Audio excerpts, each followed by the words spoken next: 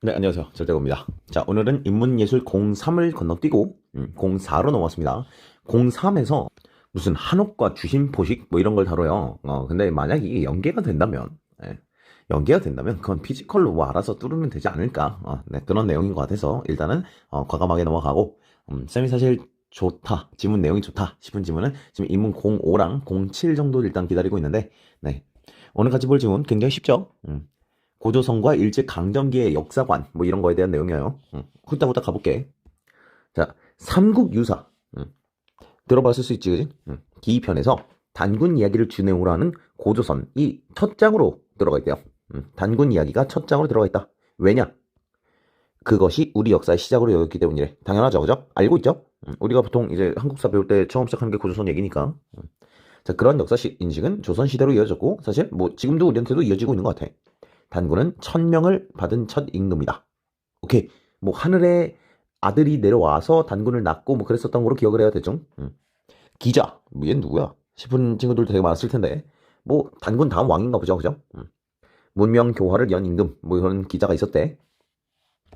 좀 역사에 관심이 많은 친구들은 기자 조선을 들어본 적이 있을 수도 있어요. 뭐 어쨌든 우리는 그냥 1000명을 받은 임금 그 다음 문명 교화를 연 임금 2명이 있구나 뭐 이 정도 받아들이면 될 것 같아.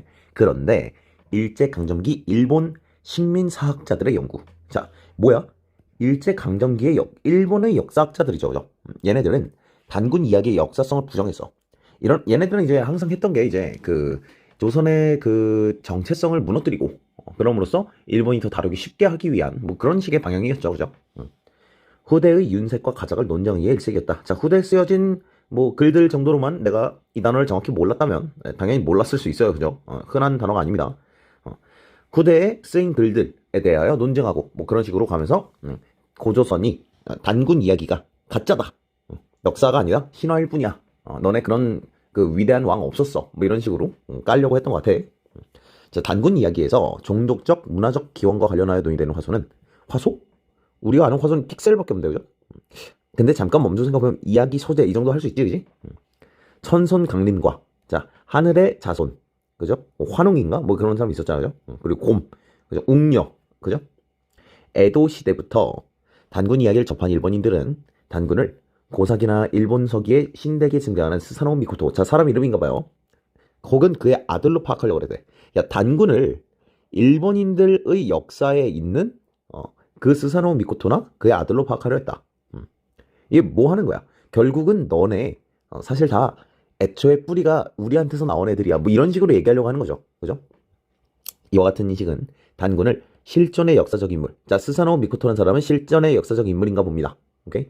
서술하되 일본 신화 안으로 끌어들여 개통을 파악하려 한 것이었다. 개통이 뭐야? 그러니까 너네 다 일본 출신이야. 이런 식으로 얘기하려고 하는 거지. 단군에 대한 이러한 인식은 근대 일본의 한국사 서술. 자, 근대 일본이 일제강점기 일본이 얘기하는 거지. 걔네가 한국사를 썼었대. 우리나라 역사잖아. 그지? 어떻게 썼겠어? 당연히 자기네끼리 유리한 대로 썼겠죠. 식민사관 대표적 논조인 일선동조론. 여러분 이게 이런 것들을 잠깐 멈추고 생각해보고 하는 그런 연습들을 해주는 게 좋아요. 일본과 조선이 동일한 조상을 갖고 있다 정도의 개념이 아닐까? 정도로. 쌤도 일선 동조론이 막 머릿속에 있진 않았거든. 근데 그런 내용이잖아.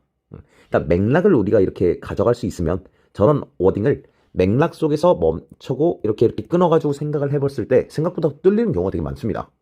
이런 걸 좀 연습을 좀 하고 있으면 좋겠어. 마찬가지 화소 이런 것도. 오케이? 결국은 지금 얘네가 얘기하는 건 뭐야? 너네가 대단하다고 생각했던 그 단군 왕검이 사실은 일본 사람이야. 뭐 이러고 있는 거죠, 그죠? 자, 한편 일본인들은 단군 이야기가 고려 시대에 만들어졌다고 주장하기도 했대.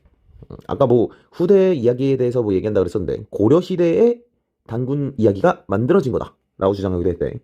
이마니시 류라는 사람이 또 있어요. 고조선 건국 이야기를 후대에 만들어진 허구. 자, 고려 시대를 지칭하는 말이네 이건 그럼. 개뻥이라고. 단군 그런 거 헛소리다. 뭐 이런 식으로 주장하는 사람이야. 곰과 혼인하여 단군을 낳는 이야기는 북방 시베리아 통구스족의 문화래요.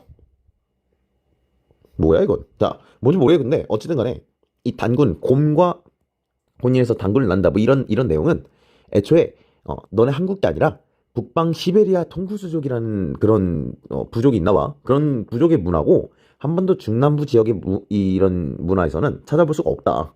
그래서 지금 저거 다 너네 거 아니야 이러면서 어쨌든 계속 우리한테서 단군을 뺏어가는 내용이야. 그리하여 한반도의 역사 및 문화를 두 개로 쪼개 고조선의 건국과 관련된 이야기는 북방 시베리아 문화의 수산이고. 오케이. 자, 그러니까 잠깐 해보자고. 자, 대충 한국을 뭐 그려보면 약간 뭐 이런 느낌이라고 칠게요. 중국 여기 있고. 미안, 쌤 그림 잘 못 그려요. 자, 어쨌든 지금 한국이 이렇게 있는데 중남부 지역이니까 이쯤 될 거 아니야. 여기랑 여기를 쪼개는 거야. 한국은 지금 대충 이 정도고, 조선이 대충 뭐 이 정도 칠게. 그러면은 이 위에 거랑 아래 걸 쪼개는 것 같아. 그래서 고조선 건국과 관련된 거는 북방 시베리아라는 곳에서 온 거다. 시베리아에서 온 거고, 여기 아래는 오히려 일본과 같다 하면서 너네 여기 일본 출신이야 뭐 이런 얘기하는 것 같아요. 안 어렵죠, 그죠? 자, 이에 대한 반발로, 자, 반발이야. 이제부터 이제 그 조선의 역사를 뭐 단군은 우리나라 사람이다 뭐 이렇게 강조하는 사람들이 나오겠지. 이에 대한 반발로 해방 이후 우리 학계는, 자, 그지, 해방 전에는 이런 얘기를 못했어. 근데 해방 이후 우리 학계는 식민사관을 구급하기 위해서, 식민사관은 방어학과 위에서 떠들었던 그런 것들이죠, 그죠? 여러 방면에서 연구를 축적해 나갔다. 그 결과 단군의 이야기가 당시 건국과 관련된 상황을 반영하고 있으며, 이게 뭘까? 건국과 관련된 상황이 뭘까? 이런 생각하는 거예요. 비록 후대에 윤색이 더해졌을지라도, 자, 이 윤색이라는 단어가 지금 우리가 처음 봤을 땐 몰랐는데 지금 이제 좀 나오네. 윤색은 약간 첨가되고 이런 것들을 얘기하는 건가 봐요. 그죠? 각색이랑 비슷한 건가 봐. 괜찮아? 이런 게 더해졌을지라도 단군 역시 실제 고조선 왕을 고조선 왕이었다. 실제로 그거를 신적으로 격상시킨 것뿐. 그 하늘의 왕의 아들 뭐 이런 식으로 격상시킨 것뿐 어쨌든 단군은 실존 인물이었다. 이런 시각을 만들었다. 자, 이런 입장에서 일본인들의 연구를 비판하며 고조선의 건국과 관련된 곰과 호랑이, 이게 인류와 사회학을 적용했대요. 인류학과 사회학을 적용해서 토테미즘의 관점에서 접근한 학자들이 있었대. 토테미즘의 관점에서 접근했다고? 토테미즘 뭔지 모를 수도 있다. 자, 이들은 일단 지금 그러니까 내 머릿속에 지금 남는 궁금증이 이거 두 개예요. 건국과 관련된 상황이 뭐고, 토테미즘은 도대체 뭐지? 인류학과 사회학을 적용한다는 건 뭐 그냥 뭐 일단 들어오는 내용은 아니니까 일단 저 두 개가 궁금해. 이들은 고대 원시 사회에서는 동물을 부족의 토템으로 삼았다는 세계사의 여러 사례를 소개했대요. 네, 뭐 각도 보면 뭐 고대 미개 사회에서 뭐 동물이나 식물 이런 것들을 상징물로 삼았다 뭐 이런, 약간 어쨌든 신을 동물이나 식물로 삼았다 이런 얘기죠, 그냥. 자, 이들은 고대 원시 사회에서는 동물을 부족의 토템으로 삼았다는 세계사의 여러 사례를 소개하면서 세계사에 정말 많은 경우에 그렇게 했었대. 그러면서 이제 곰이라는 걸 섬기는 부족이 있었고, 뭐 호랑이를 섬기는 부족이 있었고, 뭐 이런 식으로 설명한다는 것 같은데, 그지? 원시 사회의 보편성을 논거로 고조선의 건국 이야기 속 곰과 호랑이 역시 토테미즘의 흔적이다. 어렵지 않죠, 그죠? 그러니까 곰과 호랑이를 섬기던 그런 부족이었다. 그리고 환웅과 웅류의 결혼은 동족 내에서의 혼인을 버전한 이족혼의 사례로라고 하고 있어요. 웅녀는 일단 곰이 웅녀가 된 거잖아. 이 정도는 알지, 그지? 근데 환웅은 하늘의 아들인가 뭐 그랬단 말이야. 그죠? 옥황상제 아들인가 그랬잖아. 아, 그러니까 원래는 곰끼리만 결혼했었거든. 동족 내에서 결혼이니까. 근데 거기서 벗어나서 이족혼을 한 것이다. 환웅이 뭔가 뭐 하늘에서 내려온 게 뭔지 몰라도 하늘을 섬기는 뭐 그런 부족이었든지 뭐든지 모르겠지만 새로운 어떤 사람이 와서 다른 부족과의 혼인, 그리고 그게 원시 사회 발달의 한 유형이고 단군의 탄생과 고조선의 건국이 정치 조직을 발전시키는 사회 발달 과정을 담고 있는 것이다. 지금 이게 방금 뭐 얘기했던 인류학과 사회학을 적용한 그런 개념인가 봐요. 그죠? 건국과 관련된 상황도 아무래도 이 이족혼 얘기하는 게 아닌가. 괜찮아? 자, 지리학, 생태학, 정치학과 같은 근대 학문의 관점에서 고조선 건국 이야기를 해석한 또 다른 학자들도 있었대. 자, 그러니까 지금 방금 아까 위에 얘기했던 토테미즘 친구들은 인류학과 사회학을 적용한, 그지? 그러니까 곰을 섬기는 부족, 뭐 이런 부족과 이족혼 뭐 이런 식으로 얘기를 했었는데, 이번엔 지리학, 생태학, 정치학 같은 거를 연결한 또 다른 학자들이 생겼대요. 얘네들이 뭐 하는지 보자고. 이들은 고조선이 처음 건국된 곳에 자연환경이 곰과 호랑이 등의 맹수가 서식하는 산림지대라고 설명했다. 아까 위에서는 곰과 호랑이를 섬기는 부족이었다 이랬는데, 얘네들은 뭐야? 곰과 호랑이들 맹수가 사는 산림지대에서 고조선이 만들어졌기 때문이다. 뭐 이런 식으로 설명하는 조금 더 지리적이고 생태적인 뭐 그런 얘기를 하는 거네요. 그죠? 그리고 곰과 호랑이는 각각 여성 추장과 남성 추장을 표상한 것이래. 야, 이게 정치학이죠? 그죠? 곰과 호랑이가 같은 동굴에서 생활했다는 거는 여성 추장도 있고 남성 추장도 있었던 뭐 그런 사회를 반영한 거래요. 여러분 여기서 뭐 시비를 걸 필요 없어요. 잠깐만, 그러면 환웅은 그 환웅은 뭐 호랑이 쪽인가? 뭐 이런 고민은 예, 이 사람들이 그렇게 주장했다는 거기 때문에 팩트적으로 막 접근할 필요는 없는 것 같아. 자, 그리고 단군이라는 단일 존재가 인간 세계를 다스렸다는 것을 남성 추장제의 수립과 오케이. 그러니까 원래 여성 추장도 있었는데 여성 추장이 사라졌다 뭐 이런 얘기를 하는 거래요. 그 다음에 추장 세습제가 출현하는 것으로 해석을 했대요. 네, 그렇대 그죠? 또 다른 학자들은 아까 곰을 섬기는 부족 뭐 이런 설명이 아니라 곰은 여자를 상징하는 거고 호랑이는 뭐 남자를 상징하는 건데 뭐 그러면 이제 호랑이가 왜 말을 먹고 도망가는지 뭐 그런 건 설명이 안 되는데 어쨌든 이 사람들은 그렇게 설명한다는 거야. 자, 어쨌든 이러한 기억과 니은이라는 연구들은 일제강점기 일본인들의 연구를 비판하며 역사적 해석 시도를 통해 고조선 건국 이야기가 원시 사회 실상이 반영된 기록이다를 주장한 대표적 연구들이래. 네, 그리고 이런 견해들이 남북 하나 어쩌고저쩌고 네, 뭐 그렇대요, 그죠? 네, 쉽죠?